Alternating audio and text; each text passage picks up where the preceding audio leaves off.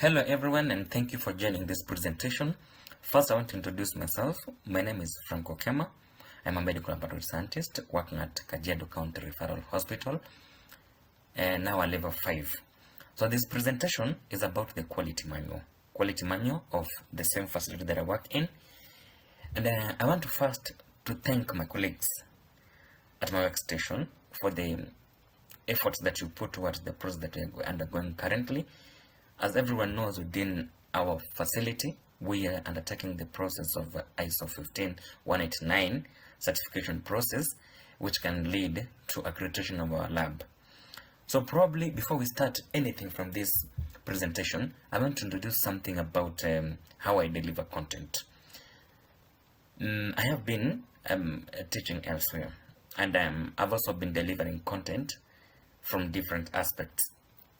So for the purpose of these presentations and what we're going to cover, because again, colleagues, we have been covering whatever that is supposed to be covered by us as we prepare towards the final part of what we're supposed to do, especially like proving what the lab is doing and how it's doing it to meet the ISO 15189-2022 standards.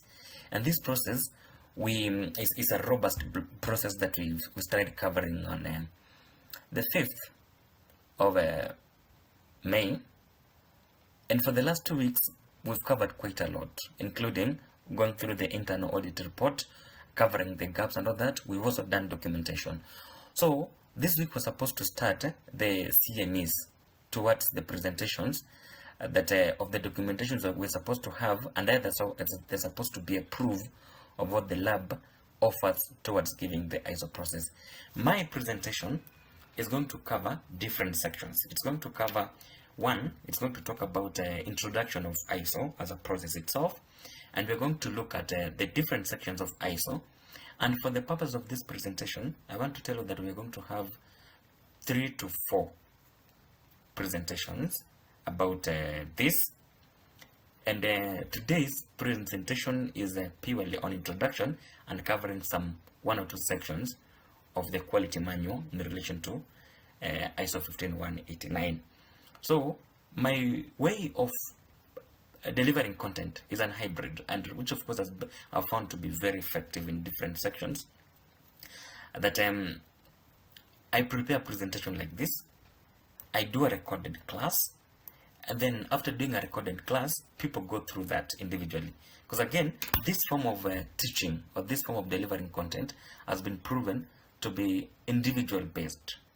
Like when you're going through a content yourself, maybe reading, either using your phone or a computer, you find a personalized experience, and it gives something like can I call it liberty and freedom for you to go through the content at will. Like you can go back through the recording and then be able to see what it is. And then my other way of delivering this content, by ensuring that everybody can get whatever it is, I encourage, just like I encourage students elsewhere, that you evaluate yourself. When you're taking a very important step like this, you evaluate yourself. So I'll be sharing some questions when we cover sections one by one, so that you also understand. You want to gauge yourself. Did you understand what it is that is supposed to be in that document? Just like a test, so that you can be able. So I can be sharing questions, and then also share answers later for you to get on that. So directly, I want us to start what we're supposed to cover in this presentation today. So our learning objective for today is we want to understand the ISO 15189-2022. So in that, we'll be learning how our lab adheres to global laboratory quality standards, and also we look at the aspect of accreditation. We want to check the steps and significance of laboratory accreditation. We will also look at we'll understand the benefits of maintaining a certified laboratory practices. And then now we go to what we're supposed to cover. What is the quality manual, its purpose, and also look at now the sections. We start with the impartiality and confidentiality. We also look at what we call the patient regard and survey scope, and then for this presentation we are going to have the last part being the structure and governance. So straight, let's look at what ISO 15189-2022 is and what accreditation is. In simple terms, if somebody asks you about to tell them what is ISO, simply 2 words that you're supposed to have in your mind: quality and competence. So this ISO is a standard. Let me just put it this way. ISO is an international standard that in the case of 15189-2022, it gives an outline of the standards that are expected of labs globally for them to provide quality and competence within themselves, so that whatever that it is, it gives full benefit to the patients. How you can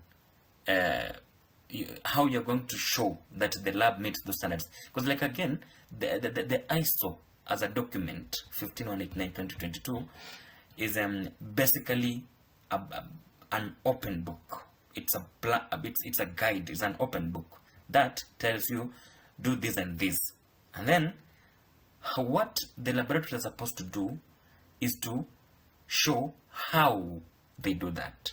So the purpose of the accreditation is different laboratories develop different unique ways of coming up with standards coming up with how they can show that they're capable of giving evidence that they're capable of having to provide quality and competent services to the benefit of the patients. So the quality manual in this case is supposed to give a lab, it's a guideline, section by section from ISO, showing how the lab it's responding now to ISO itself. I'm proving to the ISO standards that this is how we do it in our lab. And then from that, what happens is let me call it this way. The quality manual is more of an encyclopedia where the lab is supposed to provide information to its people, and it's supposed to be used by the lab users, be it the staff and the stakeholders, to provide a guide that these standards are met this way. So from that, we are capable of understanding what ISO in reality is. So the steps of accreditation, we talked about them last time when we had a physical meeting. We talked about how the lab applies through you submit a document. So you see these, the documents that you have in the lab are supposed to be shared by us to the external body that's supposed to do the auditing. And then from there, you do the assessment. The body comes and does the assessment. The assessment is supposed to come in like an audit done in the lab to see what you've documented. Do you implement that so that they can meet the standards of that process? And then now, we also know that the accreditation process enhances credibility and trust of laboratory results. So the sections of ISO 2022 that 15189-2022 that are auditable are generally 5 to 6.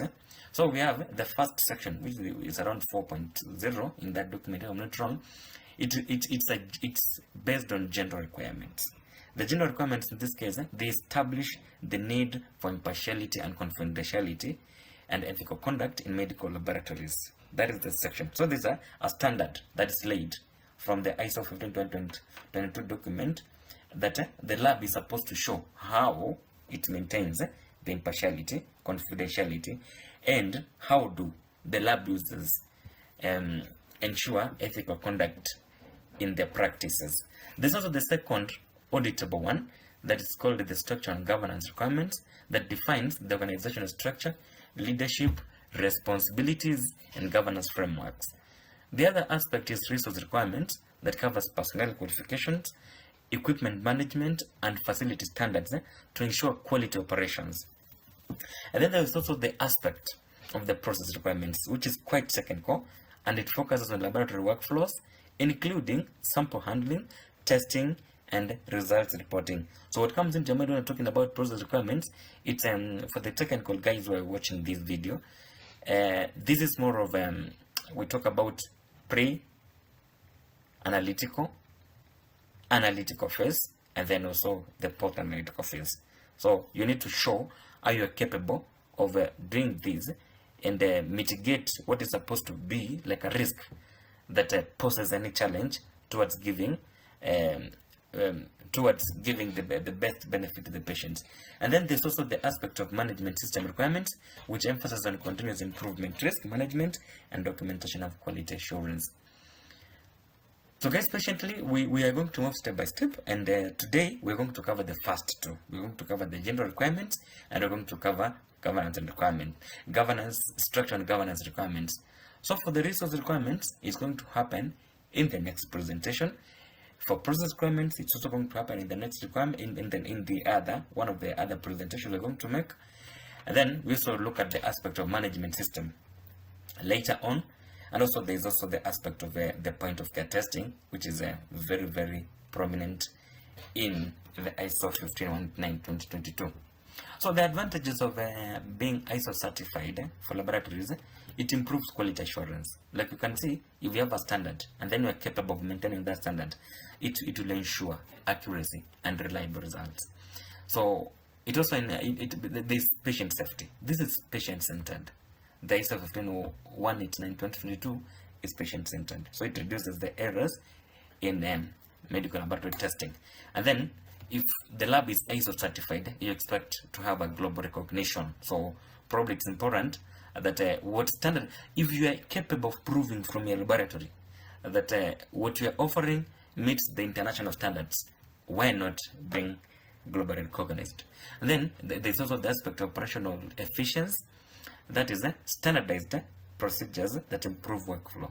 There's also the competitive advantage. Certification boosts reputation.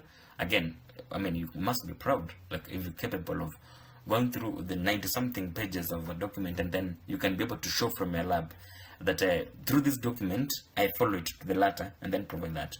That's a credible, and you have reputation. And then there's aspect of the processes where you look at the risks that you pose to either your pre-analytical, analytical, or post-analytical, and then how you mitigate them. So if you do that, you can have what we call better risk management. And then by meeting the ISO standards, and then that is a requirement, like regulatory compliance requirements. So it meets both national and international healthcare standards. Well, colleagues, that is all about the ISO process. That is introduction bit of it. So we want to link, like I told you from the start, the quality manual.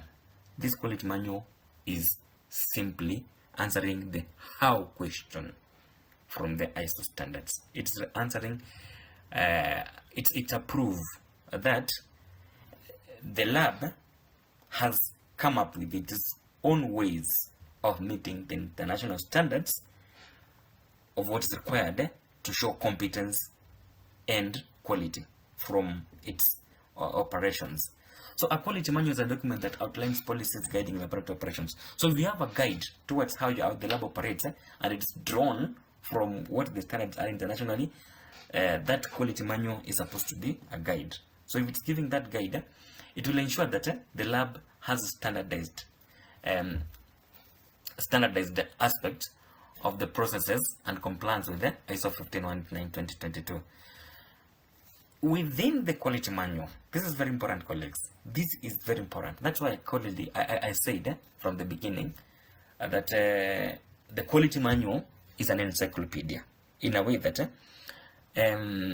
it houses procedures. It houses how the lab does its things. But again, from what the lab does its things as now a blanket encyclopedia, there are aspects that it points to, like the standard operating procedures, for example. That's SOPs. That's a document that is referred to in a quality manual. But that SOP is not exactly documented there. It's referred to. Like for example, you talk about sample management as an SOP. It stands alone somewhere. You think that? So that aspect of having a standard operating procedure, having forms, and having records and logs that show what the lab does day by day, like a pre-analytical, the SOP showing that, analytical, the SOP is showing that, post-analytical, an SOP that's showing that. And then in the process of implementing the SOPs, the standard operating procedure of your lab, because again, standard operating procedures are lab based. What do you do so that you can meet this standard? They are complemented by forms that are daily, either daily filled or weekly, and all that. And then there are other logs also. You can talk about communication logs. You can also talk about other records, including the books that you have. And then for quality purposes, and with such guides, stakeholders can use that one to understand the lab operations, and then also lab staff can be able to look at that so that it can guide its operations to meet that. And this supports the quality and competence requirements for medical laboratories. With that aspect, you can be sure that there is continuous improvement, because it helps maintain high standards in patient care and laboratory efficiency. So it ensures that the lab adheres to national and international standards, as I mentioned earlier. So from the quality manual directly now, this is what our quality manual says. The Kajiado County Hospital Laboratory, this is what the quality manual says. It starts like this. The laboratory has the following departments. It has got phlebotomy, it has got serology, it has got hematology, it has got clinical chemistry, it has got parasitology, it has got blood transfusion sciences, it has got data, the aspect of data, it has got also immunology, it has got microbiology, it has got TB room, it has got a T room, it has got a substore and main store. So guys, when we are looking at this, the departments, what it's telling you is the quality manual is responding how the lab is organized. It's organized in this way. It has got all these sections. So when you are talking, we think now what should come into your mind when this one is here is you think about an external auditor who has come, and like we said, they have received our documentation, they have received our quality manual, they know the departments they're supposed to come and audit. They will start with referring to each department that is captured. So if this is what you want us to do, we have come as an external auditor, we're expecting to go through all these sections. We want to understand what happens at phlebotomy. Does it meet the standard based on what you've documented of the international standardized levels of healthcare? And then we want to also say serology. We want to look your sections of serology. So you'll need to label. This is phlebotomy, this is serology, this is hematology, this is clinical, and all that. So these sections have to be labeled because they are also auditable. So the quality manual also says that the lab is functional 24/7. So if the auditor chooses to come at 6 p.m., the lab should be operational. So that's what this is. And then it has what we call access control. The lab has access control. So the way we are meeting our standards based on our quality manual is that we have access control. Sorry for that. I'm sorry. And then there's also what we call the custom waiting area. It's designed for patient comfort and accessibility. And then there's the technology and equipment. It ensures accurate, reliable test results. Emergency services, we say in our quality manual that how we want to give services to our people for the best interest of our patients, we support all clinical departments. That's what's expected. So there is no conflict expected from our lab. And if it's there, it is resolved amicably, not to affect the patients. And then the lab also has a service charter.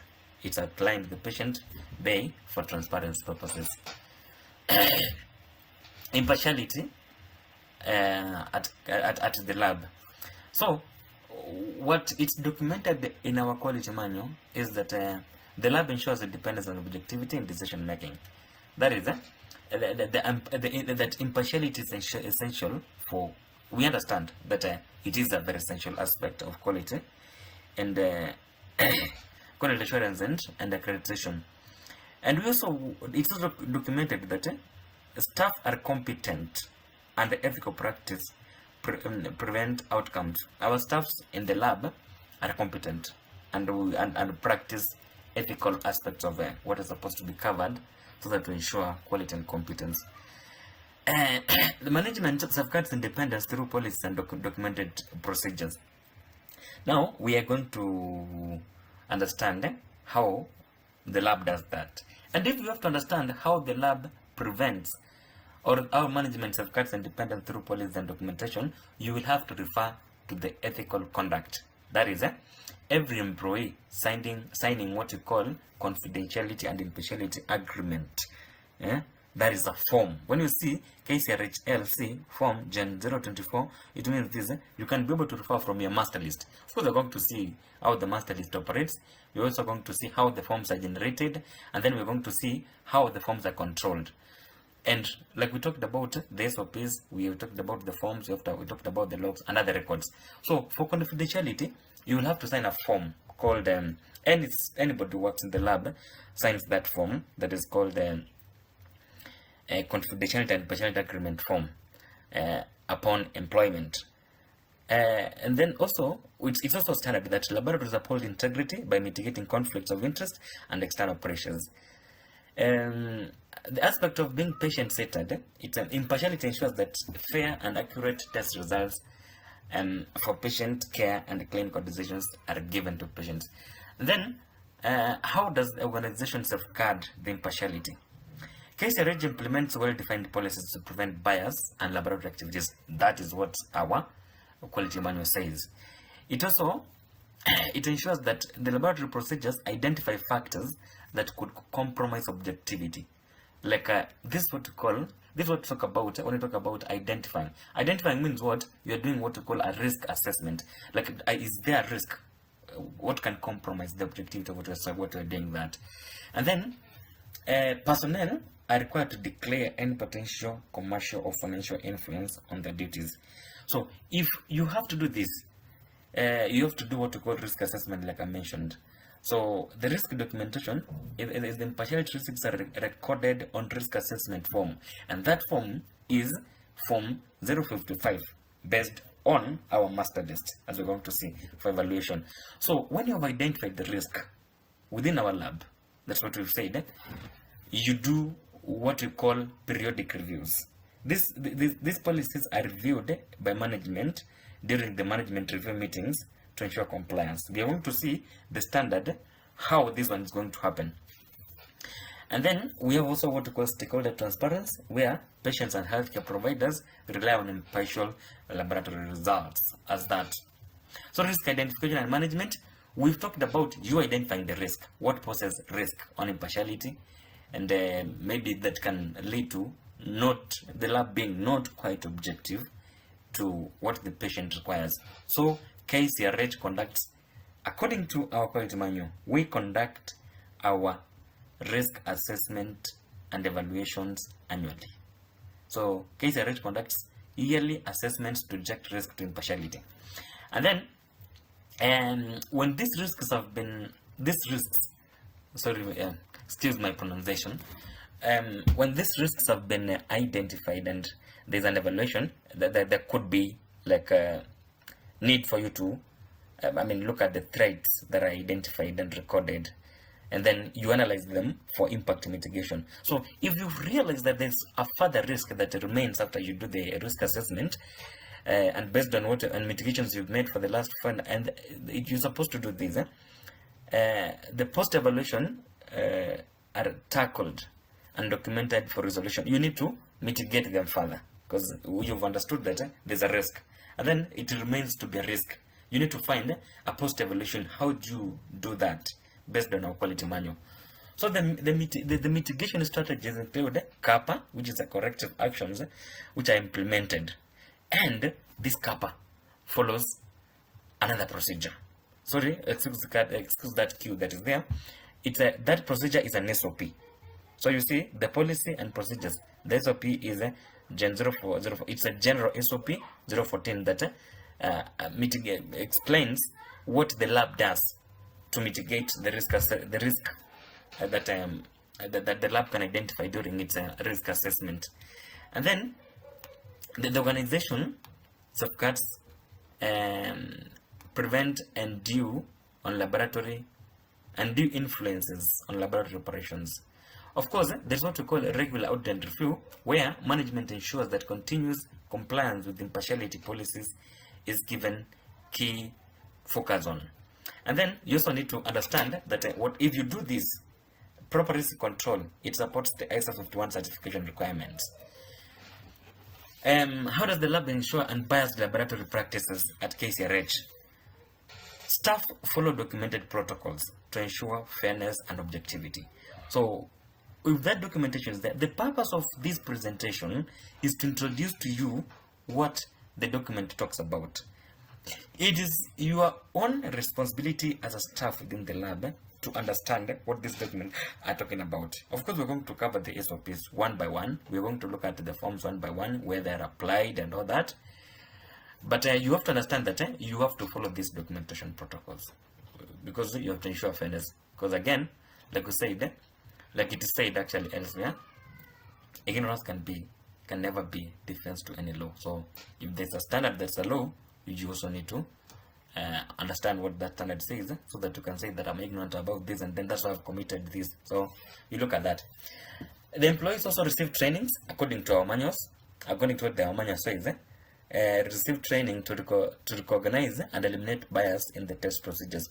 So this is very important. This is very important because you must understand, when you work in the lab, you must be able to understand what procedures are. And management is supposed to be giving trainings. And then there's also an external audit. There's an external audit that may come to verify impartiality on operations. The aspect of confidentiality, where patient data and test results are handled impartially and securely. And also there's leadership that enforces policies that prevent conflicts of interest. By doing this, this transparency results build trust between patients, clinicians, hospital management, and the hospital as a whole. Alignment with the global standards, where impartiality ensures compliance. We cannot overemphasize that, where this aspect of impartiality, which is the first one, and the general requirement, it shows how the laboratory is compliant with the international standards. So the reference document on compliance on documentation for impartiality, we mentioned some of these documents. We talked about impartiality and confidentiality, SOP, which is the general SOP number 31, which defines impartiality principles at Kcrhl. So it means this, I'm preparing psychological colleagues. We are going to cover a lot of things. If this quality manual tells you this is the document you're going to refer to when you're going to use when you're going to show that the lab is mitigating, or it's meeting the international standards on impartiality, you have a policy or a procedure that is showing impartiality, which is impartiality and confidentiality SOP, general SOP of the laboratory number 31. So you have to understand what that says. It defines impartiality principles at the lab. Risk assessment procedure, which is an SOP again. When you talk about procedures, think about it being an SOP.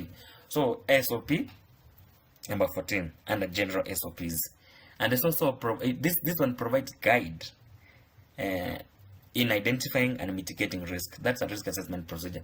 And also there's also what we call an organizational structure. That is 001, which establishes roles ensuring impartiality. Like for example, if you are a general medical practitioner, medical laboratory practitioner in the lab, there's what's expected of you. If you are a lab manager, if you are a QA officer, the things that are expected of you that you should look at. And then there's also the employee job description, that is form 049. This form, you're going to have it. It has to be in part of your file, and it defines what you're supposed to do. That's as responsibilities to prevent conflict of interest. And then there's an advisory and LIS authority matrix.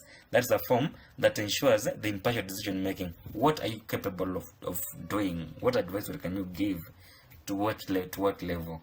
And then there's also the quality policy statement. That is the general form number 052, which outlines commitments to unbiased practices. And then there's a declaration of confidentiality and impartiality. That one, 041, it's a form signed by signed agreements to reinforce ethical conduct. So this is it. The lab is supposed to have these documents ready, and they're supposed to be submitted. Because if you're encyclopedia, these are the documents you refer to. These documents should be available. So that's what we've been doing in terms of closing the gaps on documentation. And these documents are available for you to read. The SOPs, you can refer to them, because again, most of these things that are documented, so you do them. But what you need to do is what does the lab say, the SOP say, and how do you implement it? Confidentiality in the lab. Kcrhl lab ensures that patient information remains private and protected. So confidentiality is actually patient-centered again, like we mentioned. The lab is supposed to show to show how it maintains the standard of confidentiality within the lab, as outlined in ISO 15189. So this one is documented under confidentiality procedure of the lab, that is the SOP General 031, which defines how confidential information is managed. You have to understand what that SOP talks about. And then there's also the legal agreements where the staffs are supposed to sign enforceable agreements to uphold confidentiality. And then there's also restriction to information where only authorized personnel can access patient data. That's what the manual says. And then any patient or user is given priority information and cannot be released without prior patient consent. Like, for example, if you have some information for the patient, like some test results and all that, you are not allowed to give out information to anyone else unless the patient or the user consents to its information being given out. How do you manage confidential information within the lab? Personnel must treat all patient data as confidential at all times. Both management and staff are accountable for safeguarding the patient information. And if this patient is supposed to be given this information, the patient information can only be released with signed consent. If it's not them, you sign a consent, and that form is general form number 051, which we are going to have. So all these forms are supposed to be available for us to pass through the process, and the lab, through its staff, is supposed to show how it implements these forms, either previous or currently, what you are doing in that. These forms, you should have a file for them. This form was done and filled between this time and this time, and it's documented here. So there's also the public disclosure of restrictions, where no patient data is shared publicly without prior notification. And then there's also the aspect of confidential agreements, where employees sign ethical and conduct agreements upon hiring. And then secure data handling. A laboratory ensures secure storage and transmission of data of patients and its records.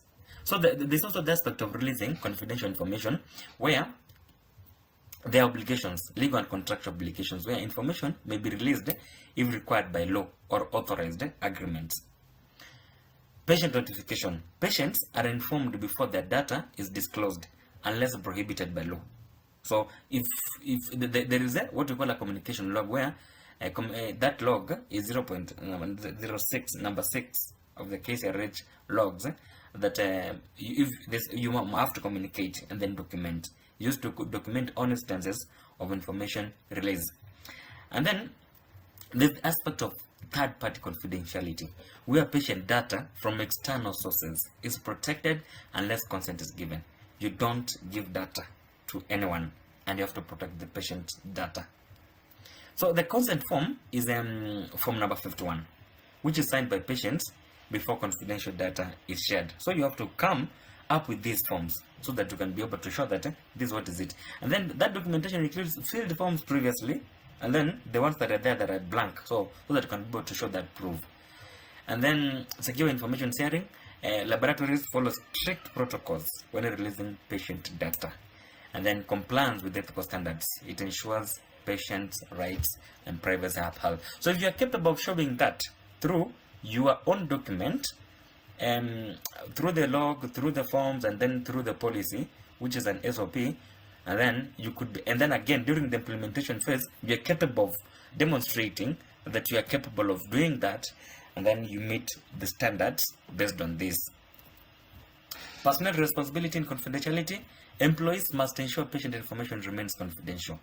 We have the ethical conduct agreement, which is form 024, that is signed by all personnel handling patient data. Ensure in your file you have this form, because the personnel files are supposed to be given out for evaluation for assessment before we are said to be meeting the international standards as outlined in ISO 15189.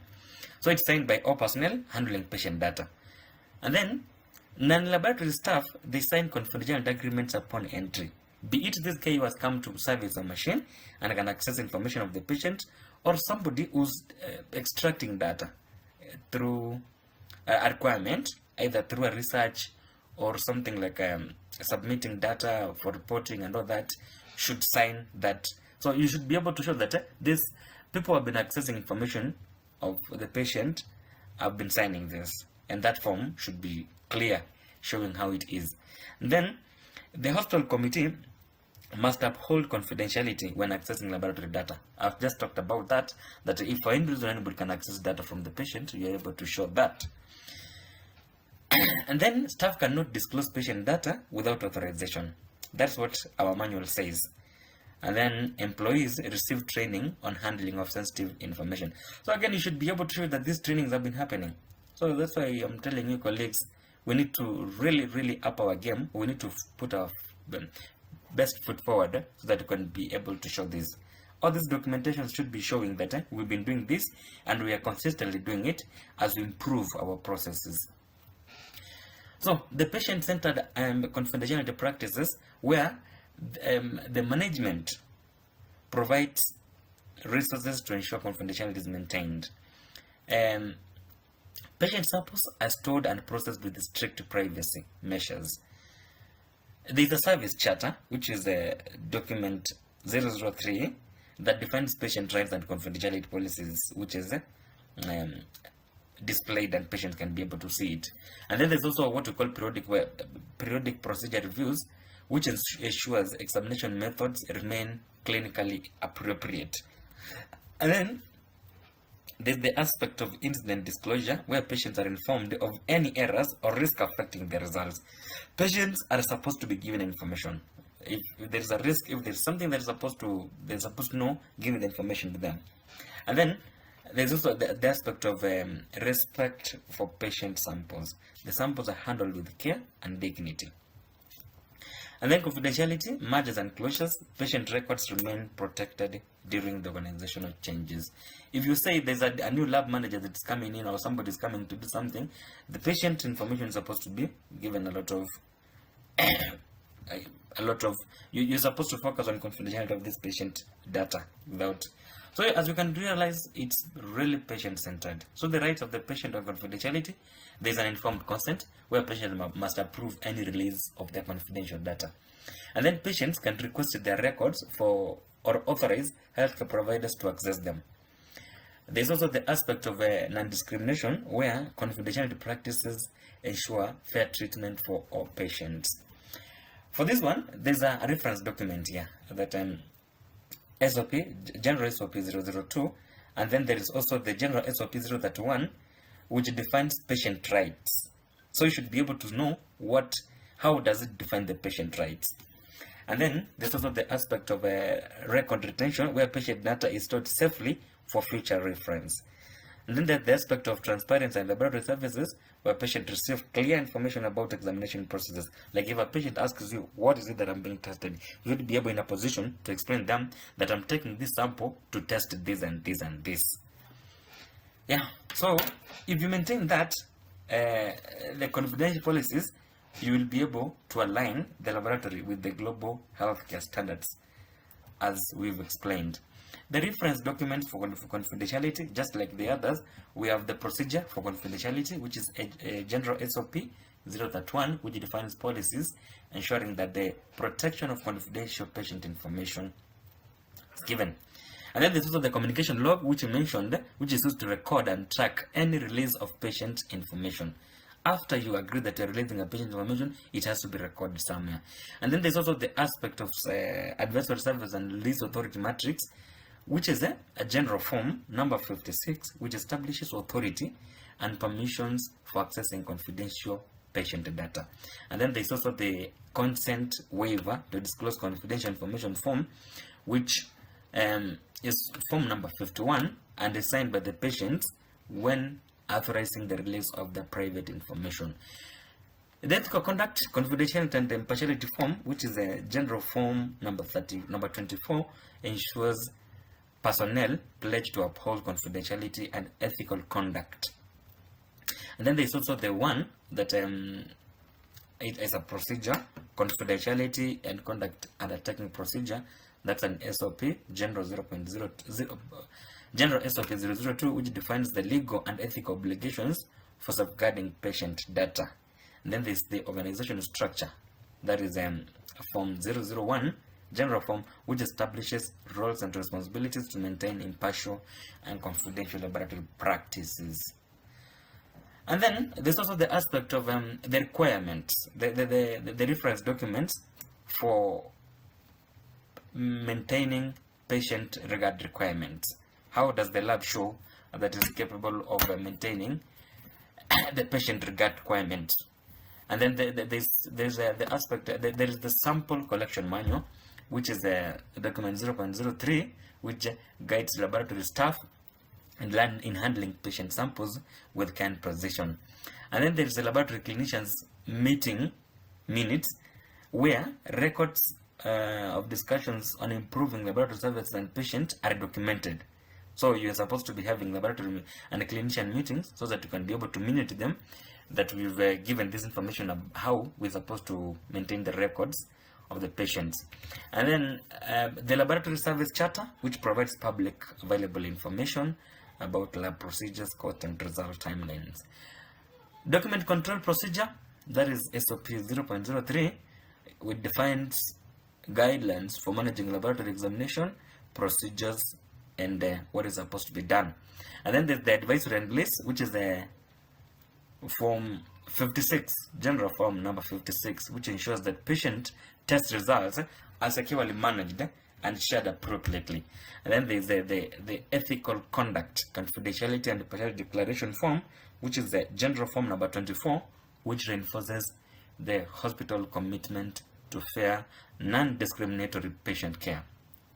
Confidentiality SOP, that is SOP number 31, which ensures patients' information is handled securely and released when necessary. Structure and governance of Kcrhl. The lab operates under the Kenya Essential Package of Health.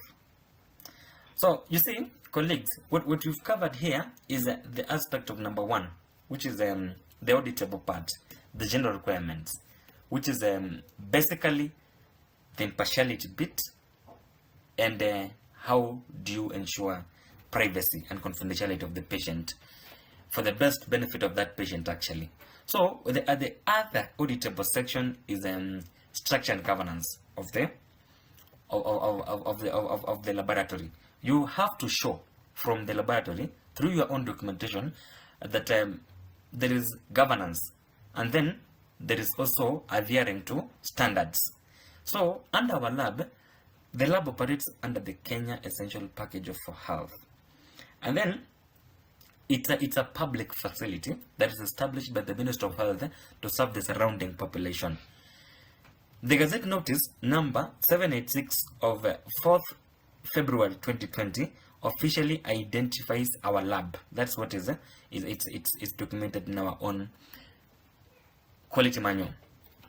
It's governed by the Kenya Medical Practitioners and Dentists Board and Kenya Medical Laboratory Technicians and Technologists Board. The staff that are working, that was documented there, the staff that are working in this laboratory are registered with relevant regulatory authorities, and in this case, it's KMLTTB. And then, it is a documented evidence in our quality manual that the lab takes students that are chosen from accredited institutions. So if you have to have an internship for any student there, is that institution first of all accredited? And then, so that you can be able to say, these students are supposed to be part of the learning in our lab. And then, with these adherence to multiple Kenyan laws that ensure safe and ethical operations, it is approved that there's compliance with the government regulations, responsibility and role of the laboratory director. In our quality manual, the medical superintendent is the laboratory director. The medical superintendent, who is now the laboratory director, must be knowledgeable in laboratory operations. That's what we've said in our own manual. The managerial competence demonstrates the leadership in laboratory administration, and then there's also the aspect of technical proficiency that requires computer literacy is part of what the lab director is competent on. There's also the aspect of the oversight of the laboratory operations, which ensures compliance with the ISO 15189 standards. If for any reason, either through being busy or something like that, ISO, number one, demands that the director can delegate duties. And within our quality manual, there is the aspect of delegation where the medical director will assign specific duties and responsibilities to the laboratory manager. And when you look full into that document that is there, the duties are already actually outlined there. What in our quality manual, what the laboratory director is supposed to delegate. But again, for accountability purposes, the director remains the overall person in the management of the laboratory. So the reference document to that is the job description, that is form number 49. This form, it cuts across the lab manager, the director, or the practitioners in the lab. That form is under that, but now it has got different job responsibilities that suit your own responsibility in that lab, which defines this one for the purpose of the directors. It defines those responsibilities. But again, like I've mentioned, it's the same form that is used for the lab manager or any other job responsibility that is supposed to be defined within our laboratory. The duties that are supposed to be given out as part of delegation is supplier selection and monitoring. These are supposed to be given to the lab manager. There's also the referral laboratory oversight, which monitors external lab services. There is the professional development, which provides training opportunities for the staff. There's also the performance standards implementation, which defines and monitors laboratory quality. And then there's clinical relevance assurance, where it ensures laboratory results meet the medical standards. And then there's the complaint resolution, which addresses concerns from staff and service users. And then there's the emergency contingency plan, which develops strategies for service continuity. These are the duties and responsibilities that the lab director can delegate to the lab manager based on our quality manual. The overview of activities in the lab that are defined in the laboratory clinician handbook, which is the document 004. And then the service charter, which is displayed at the patient waiting bay for transparency. There is a quality management system, QMS, that ensures compliance with the ISO 15189. And then there is a process documentation where the laboratory work processes recorded in that form. That is form 058. For continuous improvement, management review, quality management systems, effectiveness regularly. And then there is regulatory compliance, which aligns with the national and international standards. Then there's this stakeholder engagement, which encourages collaboration between clinicians and patients. The reference documents under this are the clinician handbook. We mentioned about them.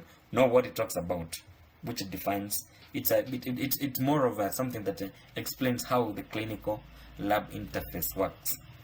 And then there's the laboratory work process form, which is general form number 58, which documents the laboratory procedures. Advisory activities in the laboratory.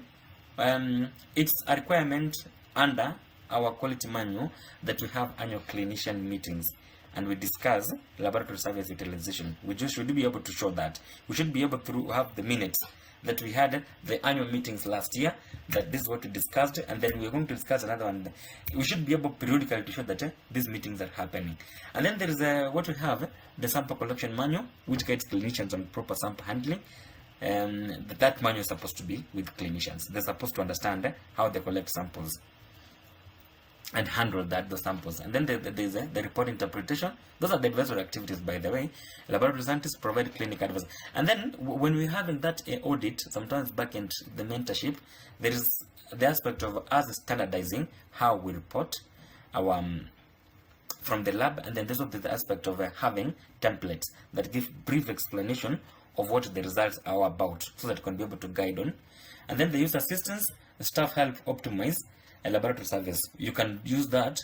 You can use the templates to show that which we are supposed to adapt and show that. Then if there's a problem, you address the sample rejection issues. You should be able to address that.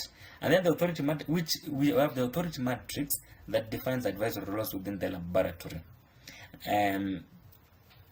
This ensures that various services meet accreditation standards. The reference documents under this, the advisory activities, we have the quality management plan, which is a general form 0 number 59, which guides annual clinician meetings. And then we have a sample collection manual, which is 0.003, which provides handling guidelines. And then we have the authority matrix, which is a general form number 56, that defines responsibilities, advisory responsibilities. We can briefly look at the summary of reference documents under the structure and governance, where we have the Kenya Laboratory Technicians and Technologies Board Act of 1999, which governs laboratory professionals. And then we have the Kenya Medical Practitioners and Dentist Board Act Cap 253, which regulates medical services. And then we have Occupational and Safety and Health Act, that's OSHA 2007, which ensures workplace safety. And then we have the Kenya LTP registration certificate, which confirms laboratory personnel certification.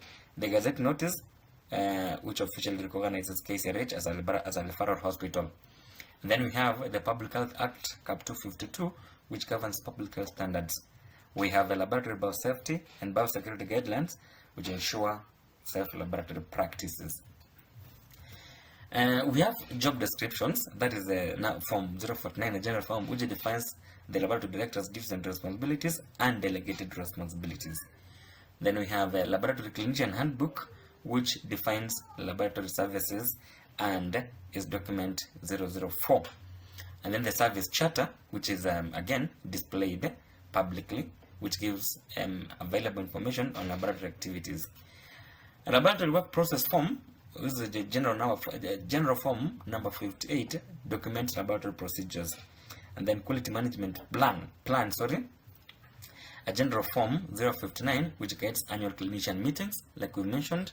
And then the authority matrix, general form number 56, which defines advisory responsibilities and permissions. The hospital operates under Kajiado County Referral Hospital. The lab operates under Kajiado County Referral Hospital. It's headed by the medical superintendent, like we mentioned. It works with all the departments, pharmacy, outpatient, clinicians, and other hospital units. The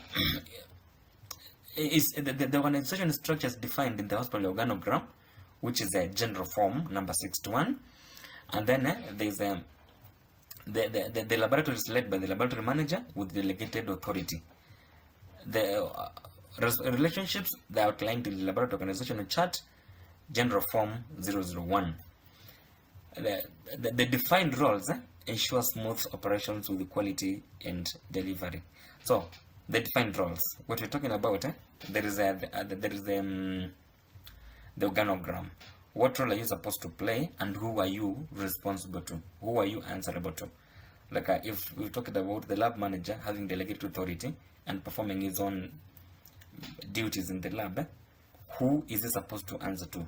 You're talking about him being directly answerable to the lab director.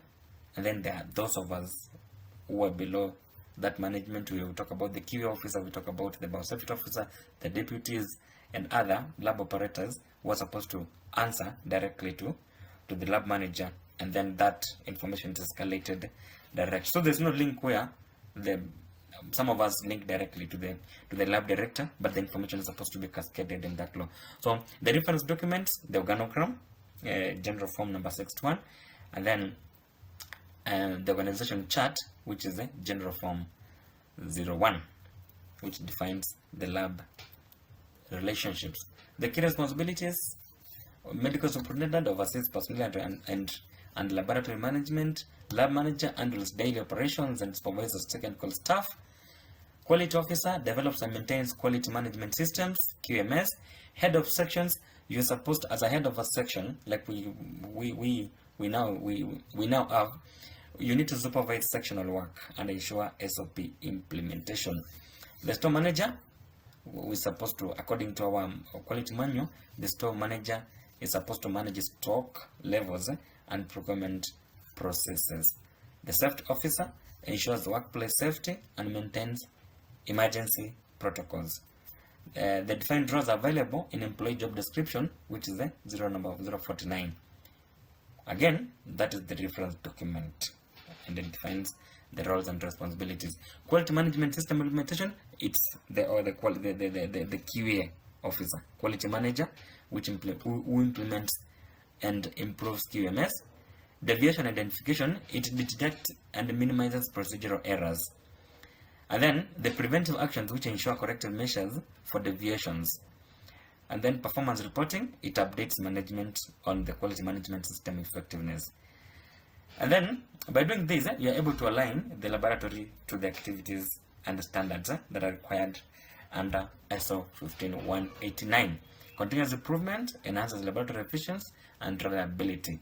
Quality manual reference maintained by the quality officer, and the reference documents and these are the quality policy statement, which is General Form 052, which defines laboratory quality objectives. I don't know. So about objectives and policies, annual quality meetings. We mentioned about having management review meetings, staff involvement. Employees contribute to setting quality objectives. So when you're having those meetings, employees should be able to come up with what it is that you can improve on to have quality within our lab. And then the quality indicators, they are monitored using quality objectives and the indicators form, that is General Form number 60. And then pre-analytical, analytical, and post-analytical monitoring, which ensures accuracy in testing. Policy accessibility is also available on notice boards and signed by the lab director. This is what we've documented in our quality manual. The continuous acceptability reviews, they're conducted annually for relevance purposes. The reference documents under this is the quality and the quality objectives and indicators form, which is a General Form number 60, which tracks laboratory performance. On risk management, comprehensive risk management is conducted using that form. That is General Form number 55. Sample analysis and risk identification evaluates risk at all testing stages. And then there's the health and safety risk monitoring, which ensures workplace safety. Quarterly updates, management reviews preventive actions, quarterly again. And then the audit findings, prioritization, urgent risks addressed immediately. If there's a risk to the patient and the service that we offer, you address them immediately. Patient safety, it ensures to minimize risk and exposure.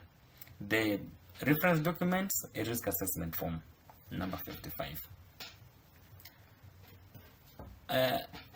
The hospital collaborates with the multiple departments, like I mentioned, different units within the facility, and it ensures a structured leadership through the management defined roles. Technical operations they are managed by the lab manager, and then we've mentioned about the roles of everybody, which are going to be found in a form that we've already captured there. And then we have the organizational chart reference, which is available in the laboratory. That's the organogram, and the personnel authorization, which staffs assign duties and responsibility and expertise. So the laboratory organogram, that is from General Form 001, defines the laboratory hierarchy. Summary of documents under this, that's the organogram. We cannot be overemphasize that because we mentioned about it. The laboratory organizational chart, which outlines the laboratory's staff relations. Employee descriptions, that is General Form job descriptions number 49. And then the quality policy statement. We also have the quality objectives and indicators form, which also tracks that. And then there is the risk assessment form, General Form number 55, that shows that. And then from this, we can be able to say this: there's commitment to excellence. And then from what we've covered, Kcrhl as a referral laboratory ensures reliable diagnostic services through regulatory compliance, which adheres to legal frameworks, including the OSHA 2007 Public Health Act and Kenya Medical Practitioners and Practitioners Board guidelines. That ISO accreditation ensures international standards for laboratory competence and management. We've done 1 hour, and I wanted to cover exactly 1 hour. So this is a summary of what we've covered, and let me finish on that. The quality management system implements policies for continuous improvement and regulatory adherence. Risk management integration, which monitors and mitigates laboratory risk through structured assessment procedures and processes. And then there's also defined leaders and roles headed by the medical superintendent, which with key personnel managing operations. Collaboration and stakeholder engagement works closely with hospital departments, regulatory bodies, and healthcare providers to ensure that. So colleagues, we've done exactly 1 hour, and I want to thank you for following through this. This is the end of the first 2